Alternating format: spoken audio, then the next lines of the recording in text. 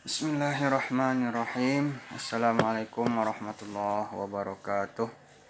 Puji syukur kepada Allah Subhanahu wa taala yang telah mengaruniakan kepada kita berbagai macam nikmat sehingga kita masih bisa bernafas dan menjalani kehidupan di dunia ini. Salawat dan salam kepada Rasulullah sallallahu alaihi wasallam yang telah mewariskan kepada kita ilmu-ilmu untuk mengenal Tuhan dan ilmu-ilmu untuk mengabdi dan menjalankan peranan kita di atas dunia ini sehingga kita bisa mendapatkan ketenangan lahir dan batin. Baik, para talibul ilmi semua, pada pertemuan kali ini kita akan coba melanjutkan pembahasan kita tentang kitab Kashful Mahjub karangan Imam Al-Hajwiri. Tapi sebelumnya kemarin ada pertanyaan dari teman kita Randi yang menanyakan tentang kezuhudan. Ya, apakah sama bentuk kezuhudan yang dilalui oleh setiap salik atau orang-orang yang melakukan perjalanan sufi, itu disebut dengan salik ya. Sama dari masa ke masa atau dari orang ke orang. Nah, persoalan zuhud di dalam dunia tasawuf adalah atau di dalam perjalanan seorang sufi tidak bisa tidak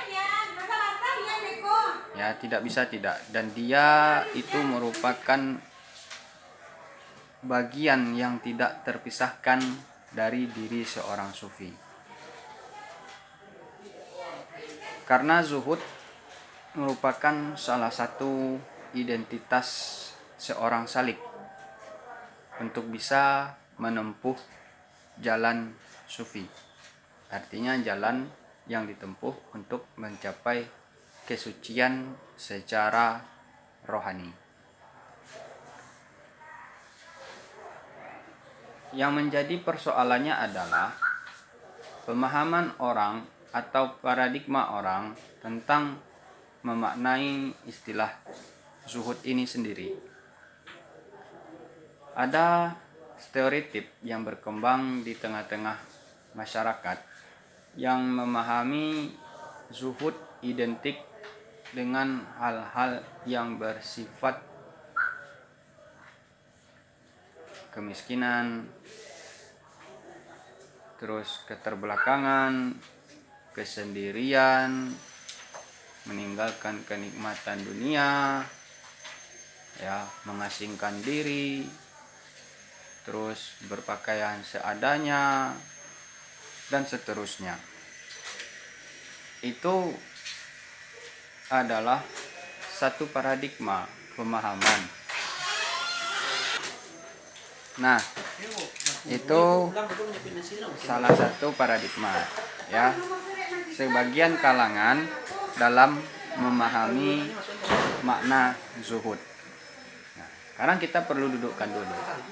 Ya, kita perlu dudukkan dulu makna zuhud ini. Mari kita lihat contoh. Kita belum melihat dari contoh dulu, nanti kita baru itibarkan, baru kita bisa memahami zuhud itu seperti apa. Nah, Nabi Muhammad SAW adalah prototipe, ya, prototipe sufi sejati.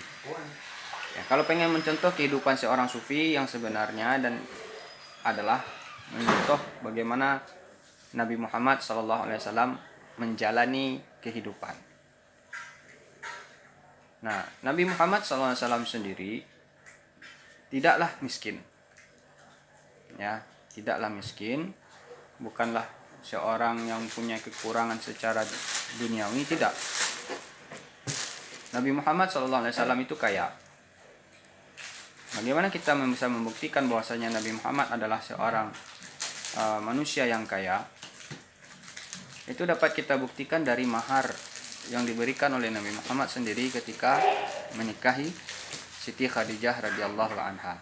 Silakan cari sendiri, baca sendiri kisah Nabi Muhammad sallallahu alaihi wasallam. Nah, artinya apa? Itu salah satu contoh bagaimana memahami makna zuhud. Bukan berarti Nabi Muhammad meninggalkan kekayaan. Tidak. Masih banyak lagi contohnya. Abdurrahman bin Auf misalnya. Masih ada lagi contohnya. Khalifah Umar bin Abdul Aziz contohnya. Mereka adalah contoh-contoh pengamalan zuhud yang bisa kita teladani. Abdurrahman bin Auf seorang saudagar kaya. Hartanya ya dibanding hari ini mungkin sudah triliunan ya.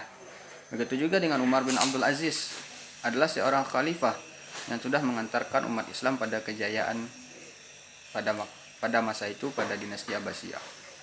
Jadi perlu dipahami, zuhud bukanlah persoalan memiskinkan diri. Tidak. Karena zuhud bukan terletak pada bagaimana atribut zohir atau atribut tampak yang dipakai oleh manusia. Tidak. Bukan itu inti hakikat dari makna zuhud itu sendiri. Akan tetapi zuhud itu sendiri adalah bagaimana seseorang dalam menjalani kehidupan, ya, hati mereka tidak dipenuhi oleh dunia.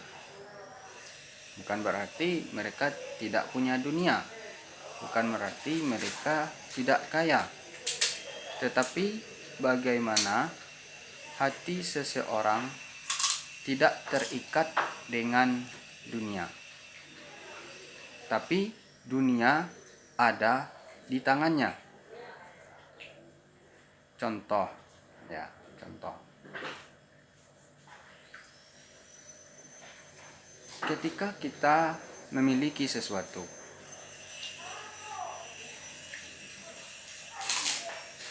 setelah kita miliki, kita berharap sesuatu itu akan selalu ada bersama kita. Ketika sesuatu yang kita miliki tadi hilang, tidak ketemu, pergi, dan seterusnya,